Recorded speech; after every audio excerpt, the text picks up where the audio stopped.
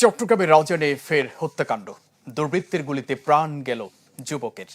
নিহত বাবলুর বাড়ি পৌরসভার রহমতপাড়ায় গত রাত ৩টার দিকে ৯ নম্বর জঙ্গল রাউজান ওয়ার্ডে এ খুনের ঘটনা ঘটে।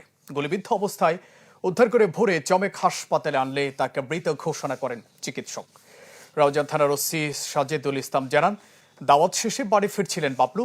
বিএনও ব্রিকফিল্ডের পূর্ব উত্তর পাশে পৌঁছালে বাবুলকে পেছন থেকে গুলি করা হয়।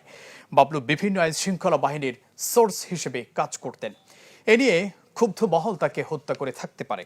তবে পরিবারের দাবি ৫০ লাখ টাকা চাঁদার জন্য হত্যা করা হয় সাবেক প্রবাসী বাবলুকে। ৫০ লাখ টাকা চাঁদা চাইতেছে।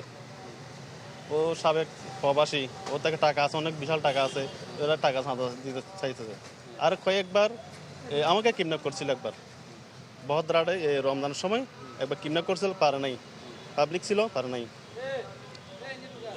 এই ঘটনা কালকে মারা যাবার আগে ২-৩ দিন আগেও আমার ফুফাকে কিডন্যাপ করছিল। দিনমজুরি কাজ করে, বালুর কাজ করে, কৃষি কাজ করে, ছোট বাচ্চা আছে, একটা মেয়ে ৩ বছরের। রাউজান থানাতে এখন কোনো কথা বলার সুযোগ নাই। আয়সা সব সময় ইয়া করতেছে, চিহ্নিত সন্ত্রাসী এরা। যারা খুন করছে ওনাদের ফাঁসি চায় আর কি, বিচার চায়, ওদের সুস্থ বিচার চায়। ওরা তো খুন করার পরও ওরা সাহস করে বুক খুলে হাঁটতেছে রাউজানে।